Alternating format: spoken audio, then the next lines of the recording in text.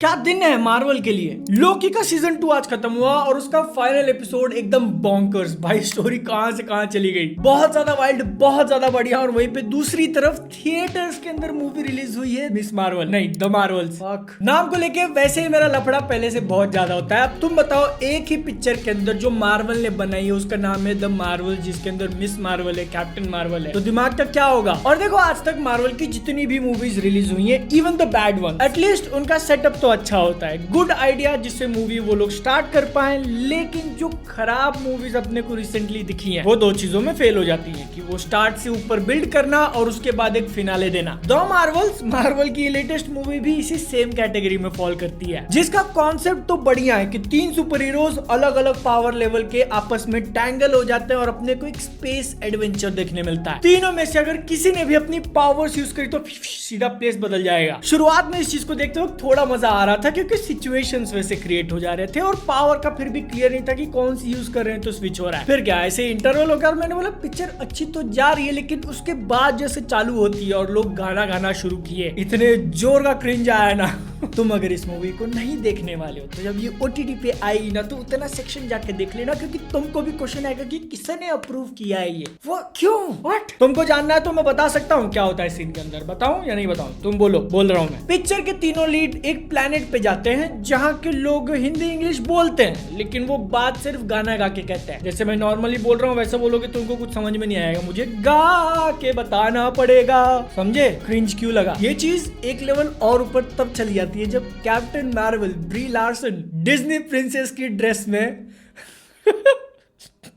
Oh my God. She looked very good, very beautiful, लेकिन मैंने ये चीज एक्सपेक्ट नहीं करी थी, इसलिए मैं शॉक, सरप्राइज सब कुछ हो गया। लेकिन अब मूवी के एक्चुअल प्रॉब्लम पे आते हैं। मैंने जो तुमको बोला ना कि इंट्रो के बाद उसके ऊपर बिल्ड करना और एंड देना, वो इस पिक्चर ने कैसे हगा है। इसका रन टाइम है 1 घंटा 45 मिनट। इसमें अगर तुमको प्रॉब्लम नहीं दिखाई दे रहा है तो सोचो कि एवेंजर्स एंड गेम का एक हाफ इतना लंबा था, द मार्वल्स की पूरी पिक्चर जितना अगर हम लोग एंड के क्रेडिट हटा दे तो। ये मूवी के डायरेक्टर का कहना है कि उनका पहले से प्लान था 2 घंटे के अंदर की पिक्चर बनाना, पूरा कोड तुम यहाँ पे रीड कर सकते हो। लेकिन इस मूवी को देखने के बाद क्लियरली फील होता है कि कई सारे सीन्स ऐसे थे जहाँ पे वो लोग एडिशनल टाइम यूज कर सकते थे कैरेक्टर्स को थोड़ा डेवलप करने के लिए, ऑडियंस को इमोशनली इन्वेस्ट करने के लिए। एग्जांपल के लिए मूवी की जो मेन विलन है उनका मास्टर प्लान है कि दूसरे प्लेनेट से वो नेचुरल रिसोर्सेज लेके अपने प्लेनेट पे लाएंगे ताकि खुद के लोग सरवाइव कर पाए। हवा, पानी और आग, अब इसके लिए वो कहीं पे भी जा सकती हैं, लेकिन वो वही प्लेनेट चूज करती हैं जो कैप्टन मार्वल की डियर है। ये पॉइंट इंपॉर्टेंट है, ध्यान रखना। तो तुम ऐसे ग्रह से पूरी हवा छीन ले रहे हो तो वहां के लोग क्या होंगे।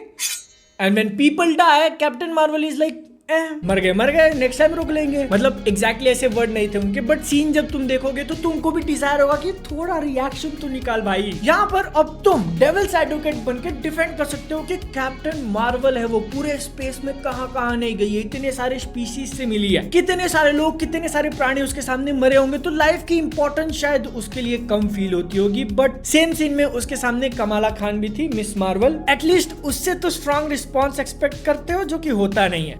यूट्यूबर्स लोग एक ट्रिक यूज करते हैं तुम्हारा अटेंशन बना के रखने के लिए कि कंटिन्यूअसली बोलते जाओ। अगर कहीं पे थोड़ा बहुत गैप भी है तो म्यूजिक, साउंड इफेक्ट लगा के सब कुछ भर दो, ऑडियंस को सांस लेने तक का टाइम मत दो। और ये द मार्वल्स मूवी भी वही करती है। सीन्स को अच्छी तरीके से पकाने के लिए जो टाइम लगता है वो देने के बदले फटाक से एक चीज दिखा दी, अब दूसरी चीज, तीसरी, चौथी। और इसीलिए मूवी के अंदर जो स्टेक्स है ना कि विलन क्या नुकसान कर सकता है अपने हीरोज को, अपने वर्ल्ड को, वो कभी भी रियल फील नहीं होते। तुम अगर देखने जा रहे हो तो इस बारे में सोचना कि एंड में जो वो करने जा रही है उसका क्या परिणाम हो सकता है, बट वी डोंट केयर। तीनों मेन कैरेक्टर्स की केमिस्ट्री तो ठीक है, लेकिन उनको और अच्छा किया जा सकता था इंटरेस्टिंग सिचुएशंस खड़े करके। फिर से एग्जांपल रखता हूं तुम्हारे सामने, गार्डियंस ऑफ द गैलेक्सी पहली मूवी जब आई थी पूरे के पूरे नए कैरेक्टर्स थे, फिर भी मूवी हर एक के बारे में अपने को केयर करना सिखा देती है और उनके बीच का जो बॉन्ड है वो तुम भी फील करते हो। यहाँ पर के तीनों कैरेक्टर्स ऑलरेडी सेटअप हो चुके हैं पिछली मूवीज, पिछली वेब सीरीज के अंदर, बट क्या ये पिक्चर उनके कनेक्शन को आगे ले जा पाती है? उतना नहीं, क्योंकि कैप्टन मार्वल जो कि तीनों में से सबसे ज्यादा स्ट्रॉन्गेस्ट है, उसकी पावर को पूरा नर्फ कर दिया। वो कितनी कैपेबल है ये पिक्चर के एंड में बताते हैं जब पूरी स्टोरी खत्म हो चुकी है। उसके बदले दूसरी नई चीज सिखाने की कोशिश की जाती है, इमोशन। सबसे पहले बाय मोनिका रैम्बो, जिसकी पूरी हिस्ट्री रही है अपनी मम्मी और उसके साथ, और सबसे बड़ा बाय मिस मार्वल।